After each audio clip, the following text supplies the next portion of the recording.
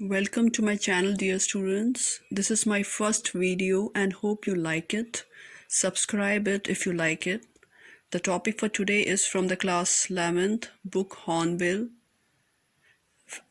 The board is CBSE board and the name of the poem is The Voice of the Rain. The name of the poet is Walt Whitman. This poem is written in free verse. There is no rhyming scheme in this poem. Let's enjoy the recitation of the poem. And who art thou, said I to the soft falling shower, which, strange to tell, gave me an answer, as here translated. I am the poem of earth, said the voice of the rain. Eternal I rise, impalpable, out of the land and the bottomless sea. Upward to heaven, whence, vaguely formed, altogether changed and yet the same. I descend to lave the draughts, atomies, dust layers of the globe, and all that in them without me were seeds only, latent, unborn. And forever by day and night I give back life to my own origin, and make pure and beautify it. For song issuing from its birthplace after fulfillment, wandering, reckoned or unreckoned, duly with love returns. In this poem, the poet is conversing with rain. दोनों के बीच में conversation हो रही है, दोनों के बीच में बातचीत हो रही है. पोएट ने रेन से पूछा हु आर्ट thou, यानी कि who are you. Said I to the soft falling shower. Poet ने हल्की सी रिमझिम बारिश, a little downpour, drizzling से पूछा कि तुम कौन हो. पोएट को उम्मीद नहीं थी कि जवाब मिलेगा, but the rain answered, and which was very strange. Why? Because the rain answered. How can the rain answer? What answer did the rain give? It has been translated by the poet for us. The rain answered. The rain gave its introduction. The rain said, I am the poem of earth, said the voice of the rain. Poet को आवाज़ सुनाई दी बारिश की, और उस आवाज़ ने कहा कि मैं धरती की कविता हूँ. I am the poem of earth. Eternal I rise, impalpable, out of the land and the bottomless sea. Eternal यानी हमेशा, forever.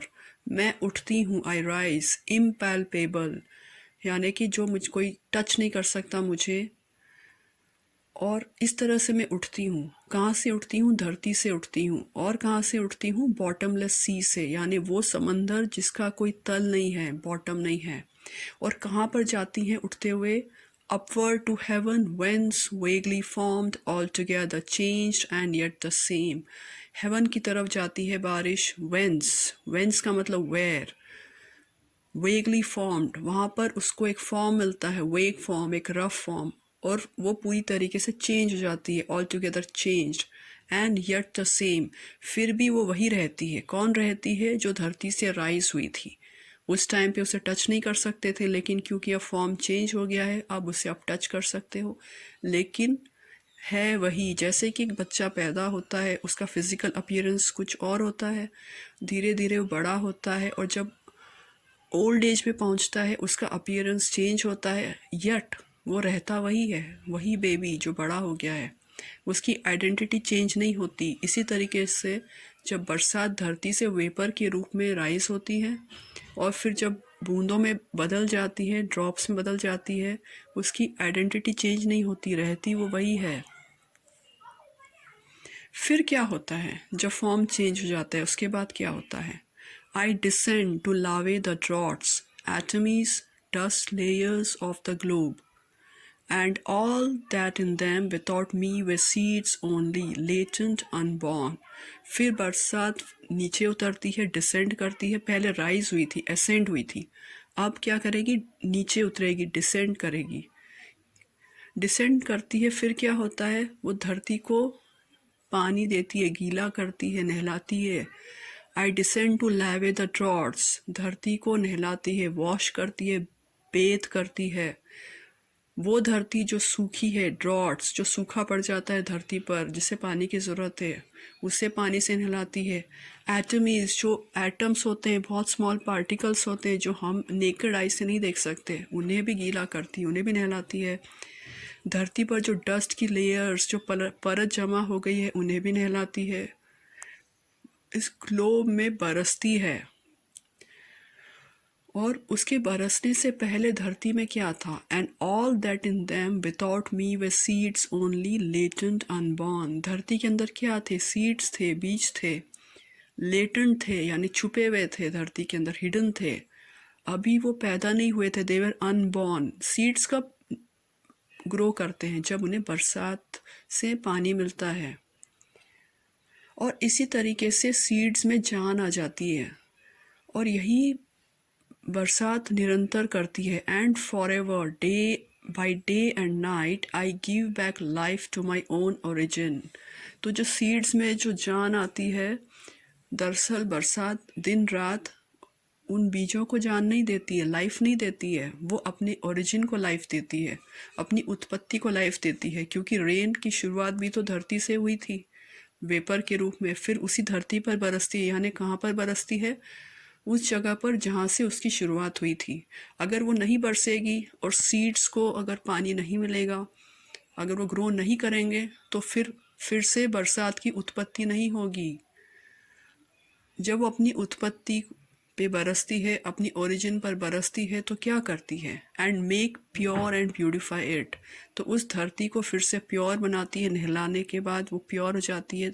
पानी से जब धरती नहा लेती है, when this earth is bathed with rainwater, it becomes pure and it becomes beautiful.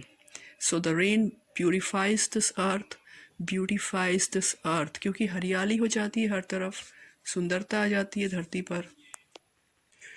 बिल्कुल उसी तरीके से जैसे कि एक गीत, for song issuing from its birthplace after fulfillment, wandering, reckoned or unreckoned, duly with love returns.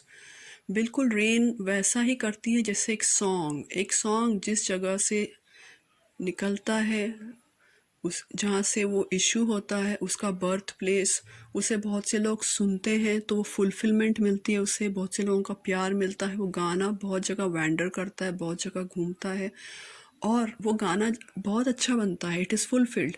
तो गाने वाले को प्यार मिलता है, तो गाना घूम फिर कर, भले वो रिकन्ड यानी उससे रिकग्निशन मिले या ना मिले, वेदर रिकन्ड और अनरिकन्ड, भले उसे रिकग्निशन मिले या ना मिले, वो उसमें प्यार भर जाता है सुनने वालों का, और जो सिंगर के पास फिर से लौट के आता है उस प्यार के साथ। अगर कोई गाना बना है और किसी ने नहीं सुना है तो सिंगर को प्यार नहीं मिलेगा, लेकिन बहुत से लोग जब से सुनते हैं तो वही गाना फिर से उस सिंगर के पास आता है प्यार के साथ। यही चीज़ रेन करती है। धरती से जब ऊपर उठती है तो उसे कोई टच नहीं कर सकता, कोई देख नहीं सकता, वो वेपर के रूप में होती है, अकेली होती है। जब ऊपर जाती है फुलफिल होती है, जब क्लाउड्स में भर जाती है, बरसात के रूप में जब फिर से धरती पर बरसती है तो सब उसे टच करते हैं, उसे प्यार मिलता है, फिर से अपने ओरिजिन यानी जिस धरती से निकली थी, फुलफिल होने के बाद उसी धरती पर आती है और उस धरती को प्योर बना देती है, उसे ब्यूटीफुल बना देती है।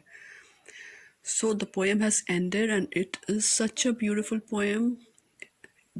इसमें नेचर का एक बहुत ही खूबसूरत एंगल आपको पढ़ने को मिलता है, और ऐसा लगता है जैसे कि रेन आपसे कह रही है। You can hear the voice of the rain. Rain is a non living thing yet you can hear its voice. इसका मतलब क्या है? The rain is personified. ऐसे लग रहा है जैसे poet rain as a person से बातचीत कर रहा है। तो रेन को क्या किया गया है? Personify. So the figure of speech is here personification. Voice of the rain is personification. इसी तरीके से जब रेन अपना इंट्रोडक्शन देती है पोएट को, तो वो ये नहीं कहती मैं बारिश हूँ, मैं रेन हूँ। The third line of this poem, rain कहती है I am the poem of earth, यानी मैं धरती की कविता हूँ। तो इस तरह का इंट्रोडक्शन क्या कहलाता है? रेन ने अपने आप को अलंकृत किया है। It has decorated itself. So the name of the figure of speech is metaphor. And When it rises out of the land and the bottomless sea. तो bottomless sea, जो रेन ने कहा है कि मैं बॉटमलेस सी से राइज होती हूँ, तो सी का तो बॉटम होता है, पर रेन ने बॉटमलेस कहा है सी को, जिसका कोई तल नहीं है. So the rain has exaggerated, बड़ा चढ़ा कर बताया है. तो figure of speech is hyperbole. Thus, the poem is very beautiful. It has been compared with a song too.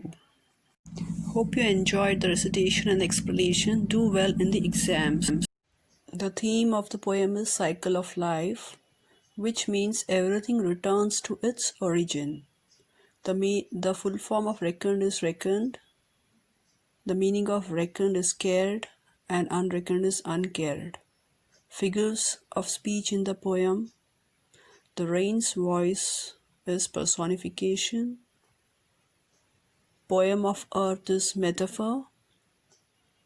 Bottomless sea hyperbole.